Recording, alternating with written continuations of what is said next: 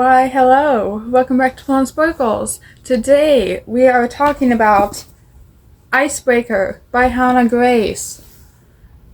Yes, this is the book that I posted that few-second video about on my channel that I said made me feel physically ill. This is that book.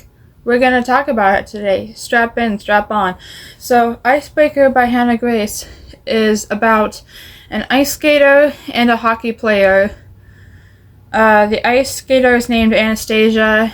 The hockey player is named Nate Hawkins. I don't remember the ice skater's last name because I keep wanting to call her Anastasia Steele. So I don't remember what her actual last name is, but this might as well be 50 Shades of Grey anyway, which we'll get to later. But yeah, so that's the whole thing, is that they have to share a rink and they hate each other. The two different sports teams hate each other. So it's like enemies to lovers. Okay? And I can't tell you anything more about the plot because there is no plot in this book. At all. There's no plot in this book. However, I'm going to point out the good things about this book before I start ranting, okay? There is pansexual rep in this book. They talk about going to Pride, and they talk about having supportive parents. There is positive therapy rep in this book. There is a lot of talk about consent and the importance of consent, which I like. The main dude character has an abusive father, and it talks about his trauma with that, which I really like. And yeah, those are the good things. Now, from that description, it probably sounds like a pretty good book, right? And it might be to some people, but for me, I cannot handle this. I DNF this on chapter 17 because I think, here's my thing. Okay, here's where I'm going to start ranting. Okay. There was no plot in this book. Zero plot. It was just them fighting and fucking and fighting and fucking. That was the whole book. Up until when I DNF'd. And I assume that's what the rest of the book is going to be. Them going to parties and hooking up with each other. That was the whole book. And it was... At first, it started out, like, not too bad. Like, it started out like, okay, you know, this is kind of cringy, but this is fine. You know, I liked that they talked about consent. I was like, okay, this is good. This is better than the Love Hypothesis, you know? And then I continued to read it, and I got to, what I believe was chapter 16? Yeah, chapter 16. And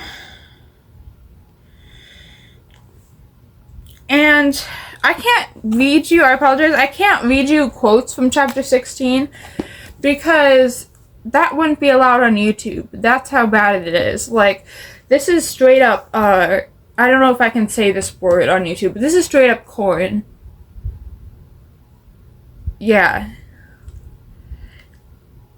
This is corn, like corn on the cob. Bright yellow corn on the cob.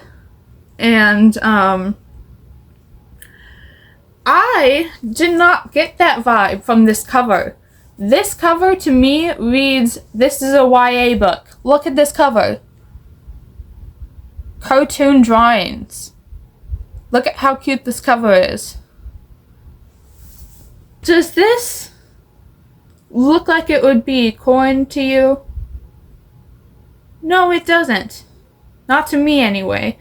Usually, when I go to Barnes & Noble, and I look at the corn section, when I walk by it, there are pictures of, like, bodies on the cover. Like, men's bodies and stuff like that. Or women's bodies. Not this. You know what I mean? Like, this wasn't on the same table, either. This was on the rom-com table. So I think that it's just a bit misleading. And this should be marketed as erotica, not a rom-com, because that's all this is. This is erotica, this is corn. That's all this is. Now, if you want an erotica that features sports, that talks about consent in a good way, and that has pride representation, absolutely pick this up. Like, I could see lots of people really enjoying this, but I did not go into it looking for that. I went into it because I thought it was going to be a cute YA hockey romance. And I don't watch reviews of books, spoiler reviews, I should say. I don't watch spoiler reviews of books before I buy them because I don't want to be spoiled. So I didn't know that that was what it was going to be. So, yeah, and again, the cover gave me no indication of that. This is the back of it. Again, comment down below if you would think that this would be erotica. So yeah, but like I said, there's no plot. It's just them hooking up at parties. And chapter 16 was literally the most explicit chapter I have ever read. The whole entire chapter was one long, drawn-out sex scene.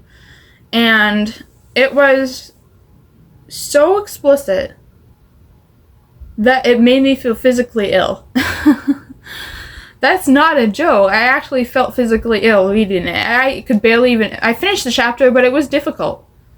It was difficult to finish chapter 16. So I chose to DNF it after that because I knew there was going to be more in there, and I was like, I don't want to read more of this. And if you read the early chapters, it wasn't like chapter 16, if you know what I mean. Like, the early chapters, sure, it was, you know, it was up there in terms of spice, but it wasn't like that level of spice. I would give this, in terms of spice rating, I would give this a 5 out of 5 chili peppers. I would say that this is a very, very spicy book. This is a really, really adult content book. Like this, yeah, 18 to 21 years of age, I would say.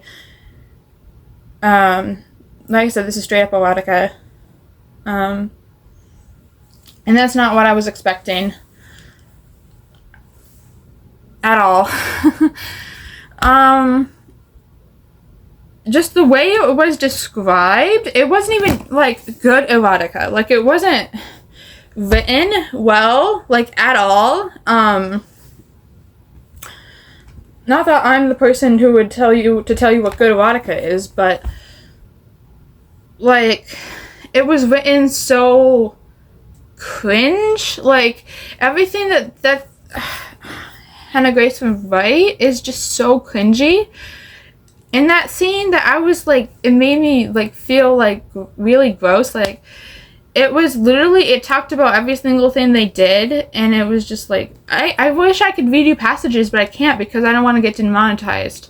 So you're just gonna have to trust me on this one. Don't read it unless you like erotica. So that's my review of that. I gave this 1 star on Goodreads, and my review on there is really short because I just didn't want to talk about it anymore. So yeah, that's my review, and yeah, it really sucks that the first book of 2024 I read, I DNF'd. This is the second book that I've DNF'd ever in my life. The first one I DNF'd was when I was much younger. It was about a book that claimed to be about dolphins, but then it was just about this little boy instead, and it only had one scene with dolphins. I don't remember what that book was called. But yeah, that's all I have to say. See you in the next video. Bye.